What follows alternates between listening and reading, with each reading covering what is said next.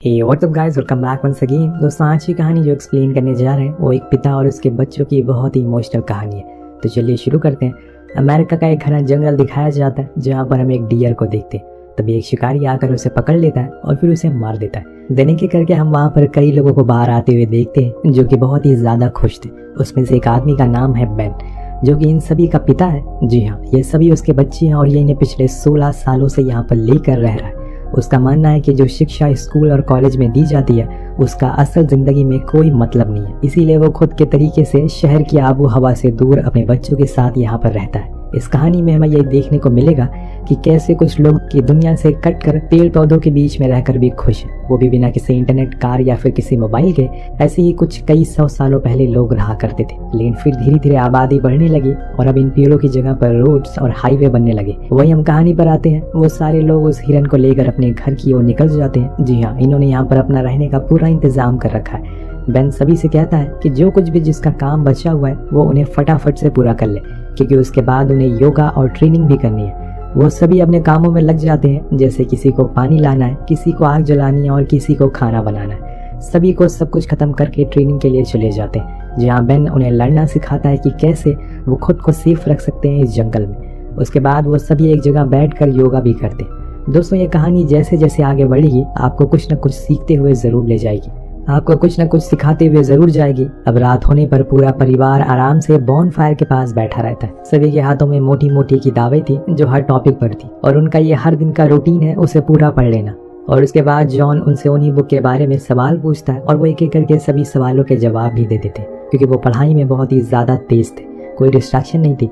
जिसके बाद वो खुद को एंटरटेन करने के लिए डांस भी करते हैं और फिर सोने के लिए चले जाते हैं। तो कुछ इस तरह से उनका हर दिन गुजरता है। पर नेक्स्ट डे बेन को शहर जाना पड़ता है कुछ सामानों को लेने के लिए, और इसके लिए वो अपने बड़े बेटे जॉन को साथ ले जाता है। पर उसकी बेटी पूछती है कि आखिर मॉम कब आएंगी, उन्हें इतना टाइम हो गया है, आखिर वो कहाँ पर है। दरअसल दोस्तों, बेन की वाइफ भी यहाँ रहा करती थी, लेकिन उसकी तबीयत खराब हो जाने के कारण उसे एडमिट करना पड़ा।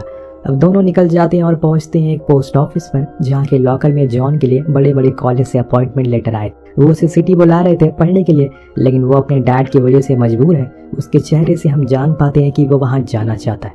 वो उसे रख देता है और अपने डैड के पास वापस आ जाता है, जो कि अपनी बहन से बात कर रहे थे। उन्हीं के पास उसकी वाइफ क्लारा है, जो बताती है कि क्लारा ने खुद की नस काट ली है और 2 दिन पहले हमें तुमने कॉल करने की कोशिश भी करी, लेकिन तुमने कोई जवाब नहीं दिया। अब तुम्हारी बीवी इस दुनिया में नहीं रही। और ये सुनकर बेन पूरी तरह से टूट जाता है। वो सीधा अपने घर आता है, जहाँ पहले तो वो सभी बच्चों की मासूम शक्लों को देखता है और सोचता है कि आखिर कैसे वो इनके सामने इनकी माँ की मौत की खबर सुनाएगा। लेकिन वो फिर भी हिम्मत करता है और बता देता है कि अब उनकी माँ नहीं रही। सभी ये सुनकर बहुत ही ज्यादा रोने लगते हैं। अभी वो बहुत ही ज्यादा छोटे हैं। किसी भी छोटे बच्चे के लिए उसकी माँ का गुजर जाना उसकी आधी दुनिया खत्म हो जाने के बराबर था। लेकिन बेन उन्हें बताता है कि हमें अपनी जिंदगी वैसे ही जीनी है जैसे हम जीते हुए आ रहे हैं, और जैसे तुम्हारी मॉम का सपना था। उसमें से उसका एक बेटा पूछता है कि मॉम का फ्यूनरल कब है, लेकिन ये बेन को पता ही नहीं था। इसीलिए वो दोबारा से वहाँ जाता है और कॉल करके अपने फादर इन लॉ से बात करता है। पर वो बेन को बहुत सुनाते हैं, क्योंकि उसकी वजह से उनकी बेटी की जान चलेगी। अगर वो जंगल में रहने की जिद नहीं करता तो आज वो जिंदा होती। लेकिन बेन का कहना था कि यह फैसला उसका अकेले का नहीं था, क्लारा ने भी हामी भरी थी। और तभी उसकी मदर इन लॉ फोन ले लेती है और बताती हैं कि उसका क्रियाक्रम 5 दिन बाद मैक्सिको में है। पर उसके फादर इन लॉ नहीं चाहते कि वो यहाँ पर आए, अगर वो आया तो उसे जेल में बंद करवा देंगे।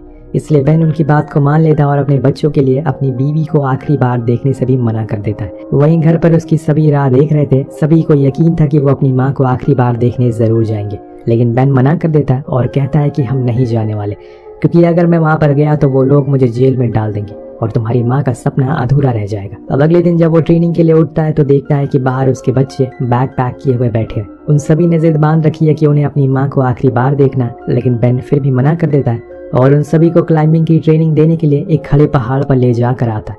पर यह बहुत ही ज्यादा खतरनाक था। पर उससे भी ज्यादा बुरी बात थी कि किसी भी बच्चे का मन नहीं लग रहा था। उन्हें अपनी माँ की याद आ रही थी। इसी चक्कर में शॉन, जो कि बहुत ही ज्यादा जिद्दी है, वो स्लिप हो जाता है। पर शुक्र है कि उसने रस्सी को बांध रखा था और इसी चक्कर में उसके हाथों में चोट भी लग जाती है। लेकिन बेन फिर भी उसे ट्रेनिंग पूरी करवाता है और फिर खत्म होने के बाद उन्हें घर चलने को कहता है। लेकिन कोई भी बच्चा उसकी बातों का जवाब नहीं दे रहा था, क्योंकि सभी का मुंह उतरा हुआ था। तो बेन उन्हें बाहर की दुनिया का एक सच बताता है, कैसे वहाँ के लोग हमसे बहुत अलग हैं। उन्हें सिर्फ पैसे और ताकत से मतलब है, फिर चाहे उसके लिए वो 2 भाइयों की लड़ाई ही क्यों ना करवा दे।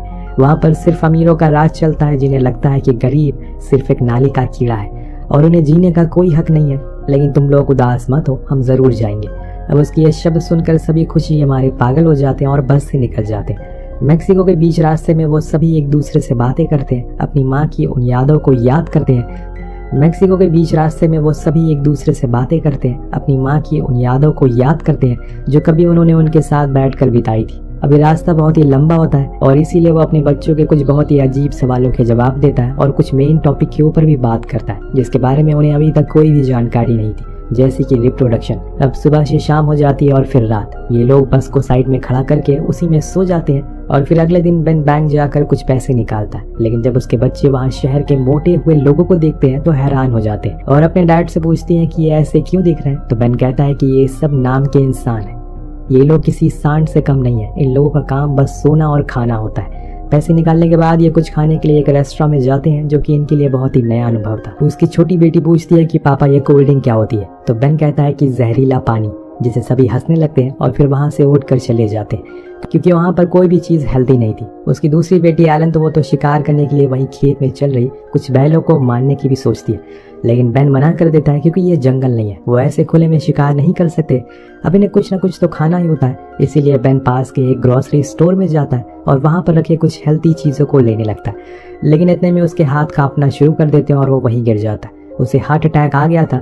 सभी फौरन वहां आते हैं और इतने में उसके बच्चे वहां पर रखी सभी चीजों को चुराना शुरू कर देते, जैसे कि चिकन की सब्जियां वगैरह वगैरह। फिर कुछ ही देर बाद बेन को भी होश आ जाता है और वो चुपचाप वहां से बाहर आ जाता है। उसने ऐसा इसलिए किया क्योंकि उसके बच्चों ने पिछले 3 दिनों से एक्सरसाइज नहीं की थी। और फिर वो उस बस को ले जाकर शहर के जंगल में रोक देता है, जहाँ पर वो सभी को केक खाने को देता है, जिसे कि वो किसी स्पून से नहीं बल्कि अपने हाथों से उठाकर खाते हैं। ये चीज दिखाती है कि बेन ने उन्हें शहर की कोई भी आदतें नहीं सिखाई, वो उन्हें पूरी तरह से जंगल के अंदर कैसे रहते हैं यही बताया हुआ है और इसीलिए उन्हें कुछ मालूम ही नहीं होता।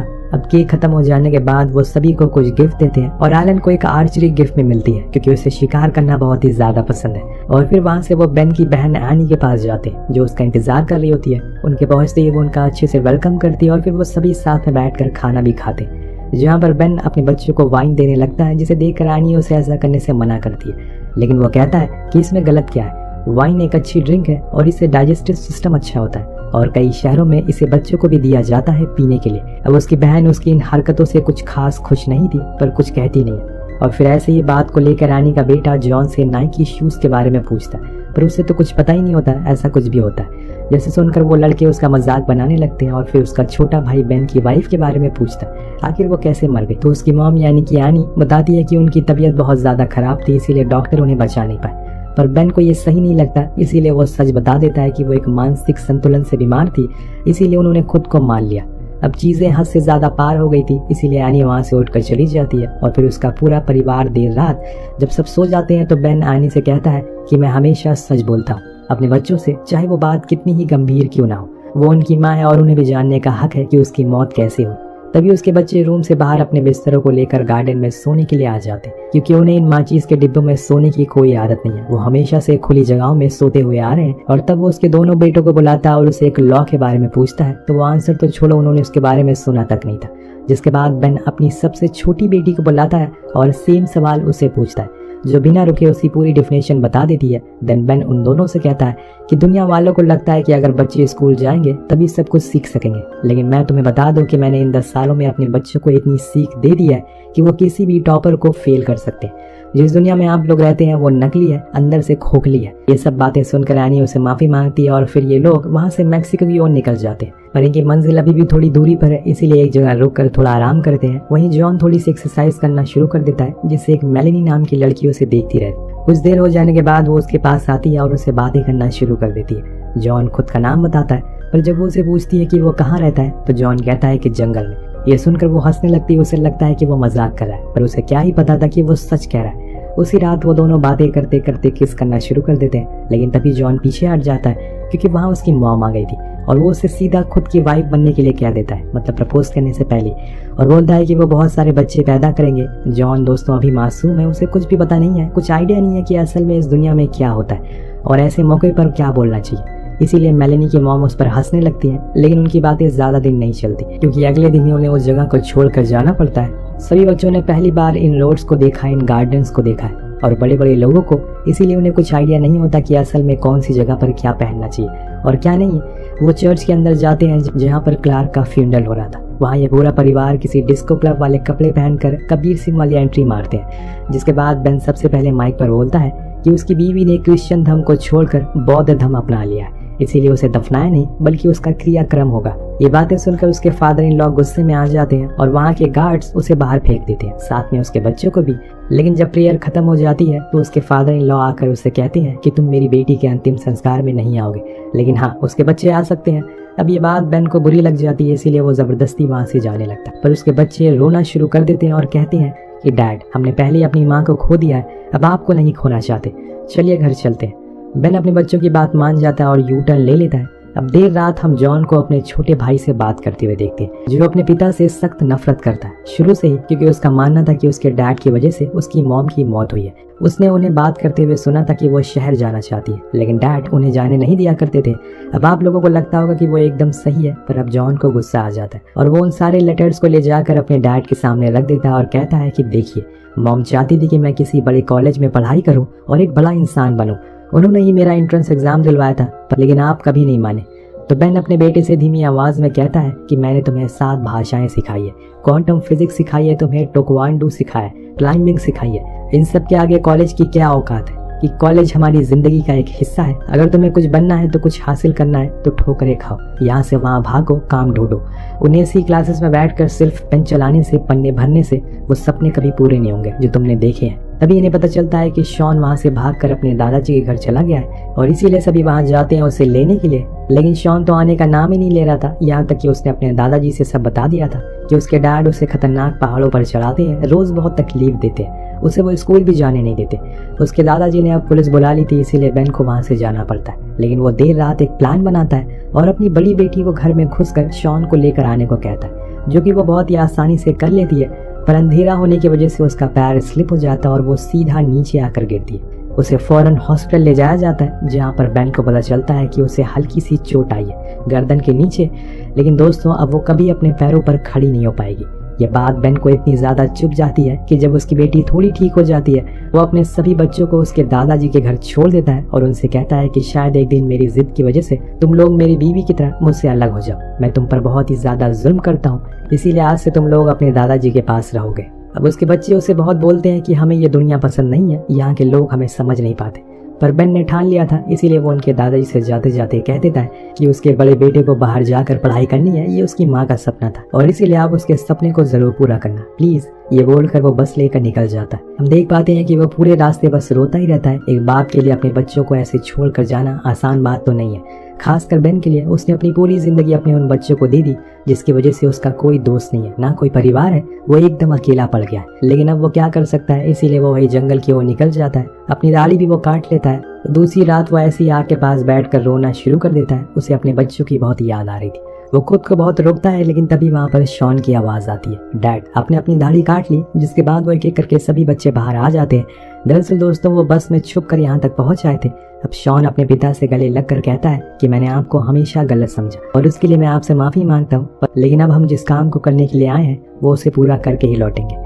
जिसके लिए वो ग्रेवयार्ड जाते हैं और वहाँ से क्लारा की कॉफिन को खोद कर निकाल लेते हैं और उन्हें लेकर अपनी मंजिल की ओर निकल जाते हैं। अब बस में हम देखते हैं कि सभी बच्चे अपनी माँ को देखते रहते हैं। वो पूरे सफर में बस रोते रहते हैं। उनकी छोटी बेटी अपनी माँ के चेहरे को छू कर रोती है और उसे एहसास होता है कि उसने क्या खो दिया। एक माँ को जाने का दुख वही समझ सकता है जिसके पास माँ ना हो। अब जो कि उन्होंने बौद्ध धर्म को अपना लिया था, इसीलिए उनका क्रियाक्रम किया जाता है जैसे कि वो चाहती थी।